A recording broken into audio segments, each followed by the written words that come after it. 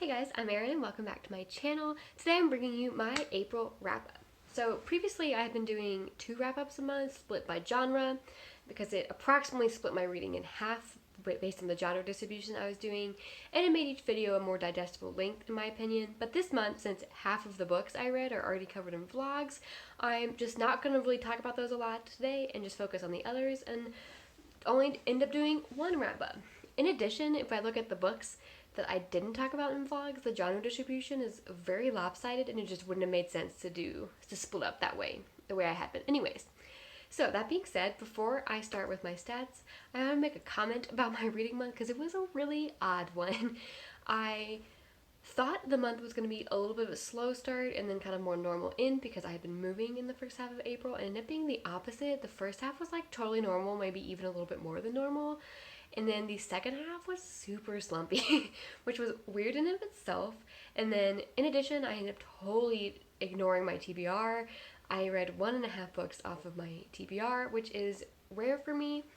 I fall somewhere between a mood reader and a list reader. I like having like a beginning of a list to work with room for mood reading in between, just to give myself a little bit of direction. And I have been sticking pretty well to TBR so far, maybe not 100%, but pretty well. And then this month, however, right after I made my TBR, I had a ton of library books come off hold that weren't on it that I ended up prioritizing because they had due dates. And so I ended up reading, I think every book I read this month was a library book except for one. And I guess and a half, but of the ones I finished. And so every book I read this month except for one were library books, which is also very high for me. I usually have a much more even split. And in addition, as you'll see by my genre distribution in a second, I was definitely favoring a genre that isn't usually my highest read. But yeah, so definitely overall a little bit of a different reading month for me. Okay, so let's get started with some stats. In April, I read 15 books in total. I read 9 romance books, 4 fantasy, 1 contemporary, and 1 mystery.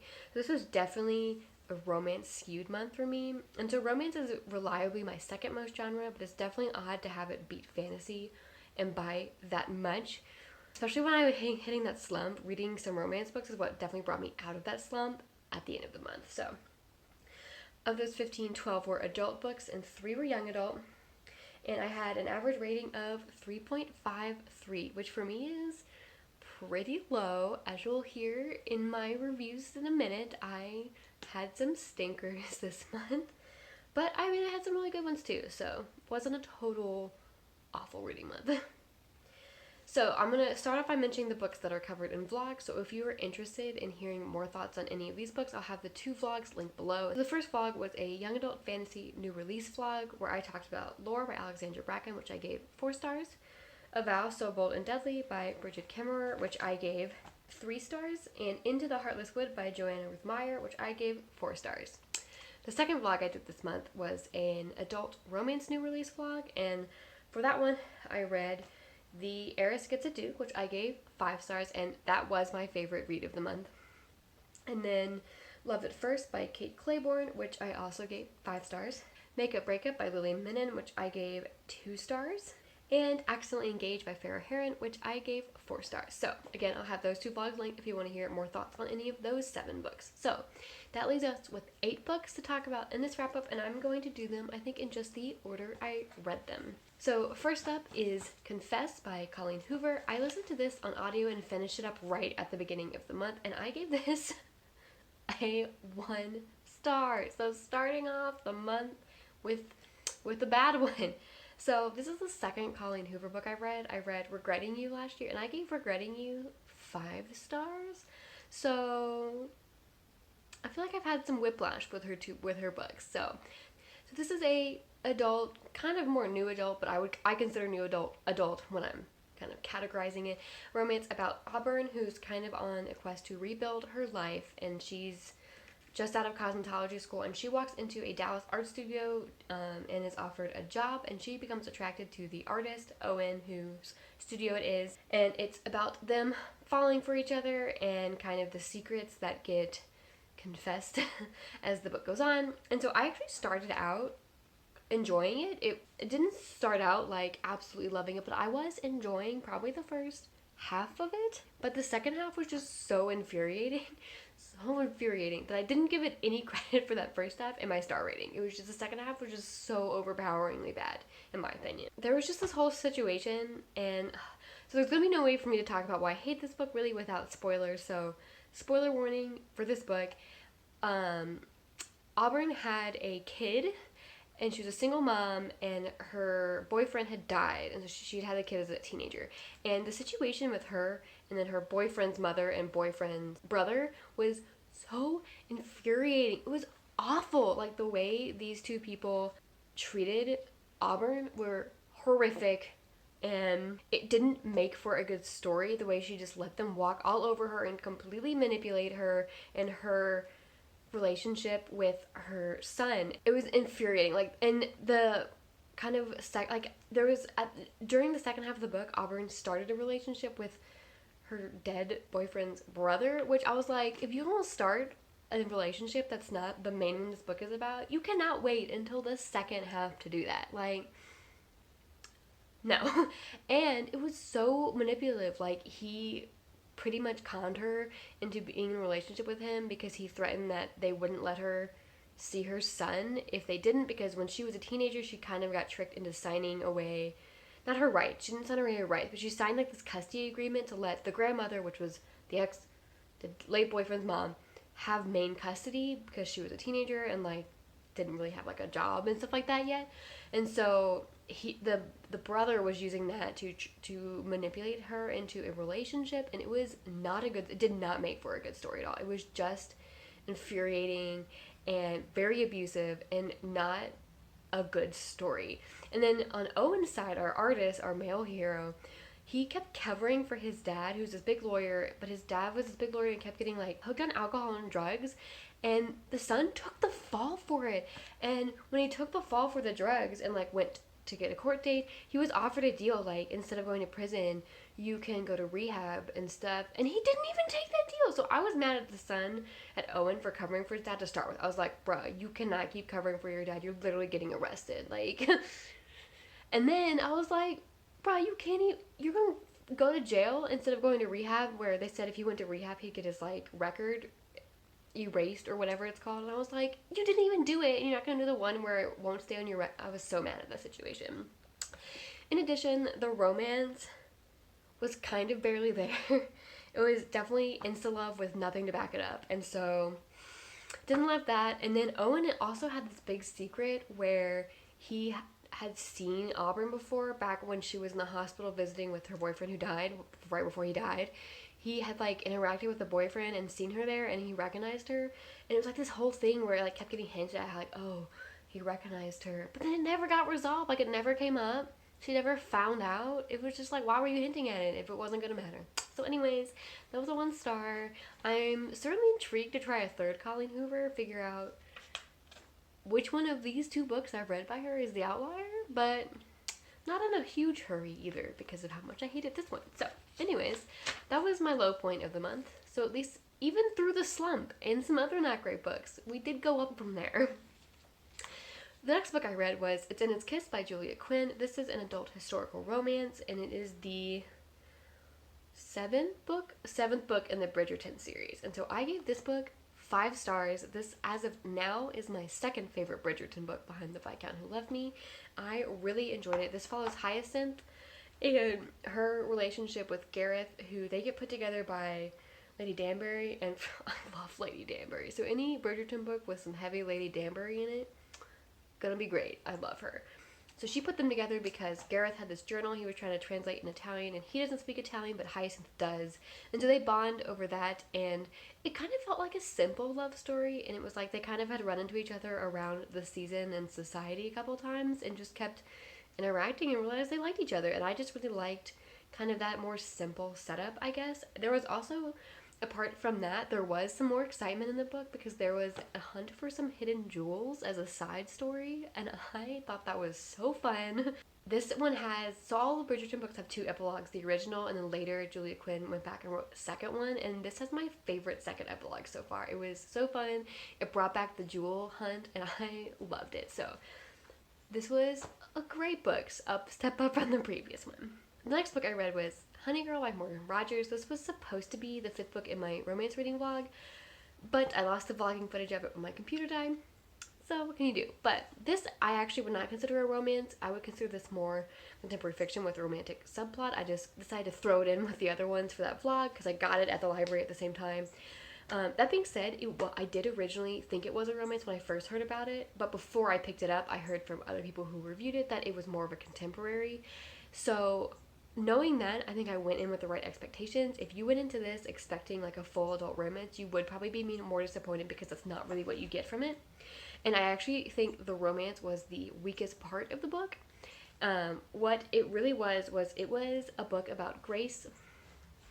So this book is about Grace, who has just gotten her PhD in astronomy, and her journey to figure out what the frick she's doing with her life. So she goes to Vegas as kind of a celebration girl trip with her two friends, and she ends up getting drunk married to this stranger.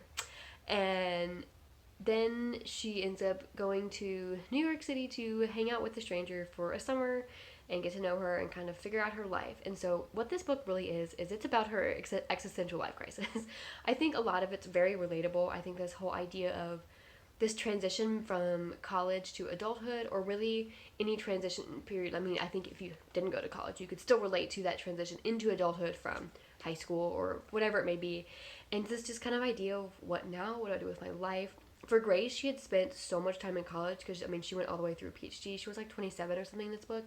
She spent so many years at college that when she was done, she was kind of just like, what do I do with my life now? Especially since she was facing a lot of sexism and racism as far as trying to find jobs in the field, and she wasn't being taken seriously because she was a black woman in a white male-dominated field, which as someone who is a female in a male-dominated field, I definitely related a lot to the sexism aspect of that, and I think it just really resonated a lot with me, this whole what do I do with my life kind of idea. There was a lot about her emotional journey as well as her mental health journey too, which I think people who've had the similar kind of mental health struggles as she did would really relate to. So I thought all of that was really well done. The romance was not well done, in my opinion. Luckily, it did end up being a pretty small part of the book, which is why if you go into this expecting a romance, you'll be big disappointed because it was not huge. I think by the time she actually got to the point of the story where she was in New York with her wife and getting to know her, I just didn't think their relationship had any chemistry, and I wish that that's the conclusion she had come to. I kind of wish she had gone and realized, oh, just because we got married drunk doesn't mean we're soulmates, but she didn't, and I think I was like fine with it in the moment. It worked okay because the story still worked with her being in New York without the chemistry, because she was part of the New York was just the soul searching. It wasn't 100% the relationship, but the ending was very much tied into you believing the relationship. And so when I got to that ending and she made decisions that were definitely biased with this relationship in mind, I was just like, I think you made the wrong choice because I don't think you should be with this person. So it did sour the ending for me, but overall I liked it and I would give it a 4-star. The next book I read was The Woman in Cabin 10 by Ruth Ware. This is in mystery, and I listened to this on audiobook. I will say there were some parts at the end of chapters that I think were like Facebook post format, like multimedia pieces that did not come across clear in the audiobook. It took like the third time for it happening for me to realize that these were some like multimedia formatted pieces. And so I even went on a walk one day while I was listening. I was like, is that what this is? When I figured it out, and I happened to be walking near a bookstore, and I went in, and I was like, I'll just look at the book. And they had every single Ruth Ware book in stock but this one. So I haven't actually been able to check that, but that's my only knock against the audio itself. But I enjoyed this book. Not my favorite Ruth Ware I've read of the two. I thought the first about 40% was pretty interesting. It never like super hooked me in like a edge of my seat way, but I was interested, and it did start to get more twisty around the halfway point. Then it did start hooking me in more and more, but the ending reveal was kind of a lackluster ending, and I was just like, that's it. Like, I didn't totally predict it, but I think I just expected it to wow me more as well. And so for that, I am giving it a 3.5. It wasn't bad. It just wasn't my favorite mystery I read. Next, I read Much Ado About You by Samantha Young. This is an adult romance, contemporary romance, And this is about a girl who quits her job and decides to kind of go on a soul searching mission, and she finds this Airbnb kind of rental place in England, and so she's from America, where she gets to stay in this apartment above a bookstore for, I think she does 2 months, 1 month. It was several weeks. And while she's there, she runs the bookstore part-time and then kind of just hangs out on vacation the other half of her time. And I gotta say, that setup, I love this setup. Like, that sounds like my dream vacation, I can't even lie. So for most of this book, it was cruising at a pleasant 3-star read. The writing was kind of clunky in an odd style that did not really work for me, but the story was still fun. And I did think the author had too much going on with our female main character. It was like she was involved in everything in the town, like meddling in everyone's lives, and like all these little side stories that she was fixing. And I was like, choose two. You know, you don't need to have her do everything. This random stranger in this small town be in everyone's lives. But all the individual things were like fine. I just thought there was too many of them. So cruising at like a pleasant 3-star. And then the end. The end ruined it for me. There was 2 things. One was, and this is a little spoilery, there was a proposal before an I love you, and I just can't with that. I just cannot do that. I was actually, before then, I was like, dang, this book was also doing a good job with the timing of I love yous, you know, not being too early, and then she freaking pulled out a proposal with no I love you, and I was just like, okay. And as well, the male main character had a secret that got revealed at the end, and I thought the handling of that reveal and like the fallout of the female main character Evie's like reaction, it didn't like the way she had it. And I thought when the guy was like defending himself for why he kept it a secret, I was like pretty on his side. I was like, you had very rational reasons for not revealing this earlier, and the girl was mad, and I was like, I'm with him on this one for why he didn't reveal it earlier. So that ended up being a 2.5 star for me. Next was the book I read that got me out of my slump, and that was Rent a Boyfriend by Gloria Chow. This one I totally picked up completely on a whim, 100%, just like totally randomly. And this is a, I would say like a new adult romance, and I put new adult in with adult for me when I'm categorizing. This was about a girl named Chloe who is under pressure from her family to marry this gross, disgusting, chauvinistic guy that she doesn't want to. So she hires a boyfriend through this Rent a Boyfriend app to come with her to, I think it was Thanksgiving was the first holiday, as her fake boyfriend to try to get her parents off her back about this other guy from their community that they want to set up. It's like they've known his family forever kind of deal. And I thought this was really cute. This, there was an author's note about how these kinds of like rent-a-boyfriend services really do exist in Asian countries where they have this heavy culture of parents like arranging marriages like that. And I thought that was really interesting. I definitely think the concept was interesting. And I thought it was just like a really super cute book. It wasn't super deep. Like I don't know if it's like one that will like super stick with me for a long time, but I thought it was really cute. I mean, I love fake dating as a trope, so I was super into that. I will say it did get a little sappy sometimes, which I think, depending on your preferences for romances, could bother you a lot. It didn't really bother me that much, because it was just sometimes. And I think it also, besides the romance, it had an interesting storyline with Chloe's relationship with her parents, and kind of like the web of lies she had been tangled in with this rent-a-boyfriend, and kind of unraveling, and her wanting to still be on good terms with her parents, while also kind of battling this expectations of her parents that she doesn't want or agree with. And I just think that's an interesting story. As someone who didn't grow up in that kind of culture literally at all, I think it's interesting to read from an outsider's point of view as well, just to kind of get a peek into like, you know, different contemporary cultures. But yeah, I gave this a 4-star. I think it was super cute overall. So the next book I read, which was the book that put me in my brief reading slump, was The Crowd of Gilded Bones by Jennifer L. Armentrout. Here's the thing with this series. 1, if I had known before picking up this book that she had decided that this was no longer going to be a trilogy and she was going to extend the series, I probably would not have picked up this book. I thought it was going to be the last book because it originally was, and I was like, I really liked the first book because I really loved Poppy and Cass's relationship, and then the second book was good, but it was losing me a little bit. And the third book, I was like, alright, it's the last book in the series, and I'm interested in seeing this one thing happen. I'll read it. And here's the thing. That thing didn't happen, which I guess is not off the table because there's like 3 more books now. But I'm done with the series. I just can't do it anymore. So for this book, the very beginning was exciting, and the very end was once again exciting. But the other 80% was a whole slog of just nothing happening. Like Cass and Poppy had the same two conversations like a bajillion times. Like, it got so old, and like one of them was them debating whether Poppy should do this thing, and I was like, why are you? One, it was obvious she was gonna do it. Like, obviously she was gonna do it. It's like, I'm not saying you shouldn't have had the conversation the first time, but to have it like 10 times, like they had it so many times, and I was just like. And two, I just felt like there was just never a choice for her not to do it anyways. I just felt like it was understood. So that was annoying how many times I had the same conversations out nothing happened in like the middle 80% of this book. I saw a review on Goodreads that was like, this book was plot heavy, and I was like, there was no plot. Like, this was not a plot heavy book.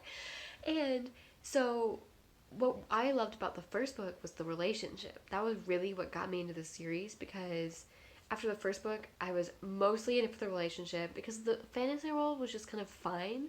And so in this book, the relationship lost all chemistry. I could not have cared less about the relationship in this book. I was not interested anymore. Nothing about the relationship interested me in this book. They had no chemistry anymore. And Cass turned into this total, like, his personality in this book was, Poppy will get anything she wants. Me. And I was just like, not here for it. Like, what happened to his entire personality? So I was not interested in the relationship, which was most of what I was interested in when I got into the series. And the world, Jennifer Armentrout is just not great at fantasy world building, is what I've learned. Because in the first book, she like info dumped a lot, which was fine. It's the first book of the series, and I wasn't totally processing all the world. Like, I was a little confused on some of like what is what and here and how. But I was like, it's book one, it'll get explained. It doesn't. There was no more explanation. She just gives you more info. And in this one, there was so much info dumping for a third book. It made the world so confusing and so convoluted. I feel like I never really got a good handle on the original lore. And then she just starts adding on. It felt like she was adding lore to give her a reason to write more books because they were so successful. And I wasn't into it. In addition, there's a couple like inside joke kind of things in the book, and wow, does this author know how to beat a dead horse? One of them I wasn't into to start with, like the whole honeydew thing, which if you know, you know. I didn't like that to start with, and we had to hear it a bajillion more times, and I was just so done with it. And there was two other jokes that like I was kind of thought was funny at first, but she just brought them up so much. It was like, these jokes are dead now. They're dead. They're not funny anymore. And so this book got 2 stars, and that second star belongs to Kieran because I still loved Kieran. Kieran was still a great character. I loved him. It was the only thing I really loved about this book. So this book does end on a cliffhanger. And that was what got me with the second book. The second book was also sloggy, but I was still into the relationship, so I liked it better. But it ended on a cliffhanger, and I was like, ooh, I gotta find out what happens. But this one, no. We don't have to find out. We don't have to read. We're not going to read 700 more pages of the series. So, anyways, that's how I felt about that book. And then the last book I read in the month was Romancing Mr. Bridgerton by Julia Quinn. This is an adult historical romance, and it is the 4th book in the Bridgerton series, which is the only one I read out of order because of library availability. And so I finally got to this one, and I really did quite enjoy it. This is Colin and Penelope's story, who were 2 of my favorite characters when I watched the show, because I watched the TV show before I read any of the books. And so I've been looking forward to reading their book since the show. And I did really enjoy it. I liked both of them in the story. I think Colin does have some kind of out of the blue, unexplained jealousy flare-ups that I know some people really dislike, but I thought they were fine. Like, that was probably my least favorite part of his characterization, but I didn't hate them, I guess. Also, this book does the whole plot of unmasking Lady Whistledown, which I was glad to get back to some Lady Whistledown since she gets unmasked in this book. I didn't see her in books 5 through 7, so I was glad to see her again. And I did enjoy that one. I think this book I ended up giving a 4-star because we hit a plot slog. Like the third, fourth of the book, we just hit a slog in the plot where I was just bored for a couple chapters. It was like some parts of the story have been kind of wrapped up, and then other parts of the story have been kind of just drug out over a couple more chapters than they needed to be, and then it ran back up in the end. Like the ending was good again. Like that slog, those drag out plot points got to the point where they got interesting again. But then I was just kind of bored for a couple chapters, so I only gave this one 4 stars, which I did think this was gonna be my other 5-star read in this series, just because how much this is probably one of the more well loved ones of the series. But it was a 4-star, and I did still really like it, and I ended the month on a high note. So that was my April wrap up. If you've read any of these books down below, let me know what you think. And hopefully in May, we'll get back to reading kind of my normal amount of fantasy again after an odd reading month. So thanks for watching, and I will see you in my next video.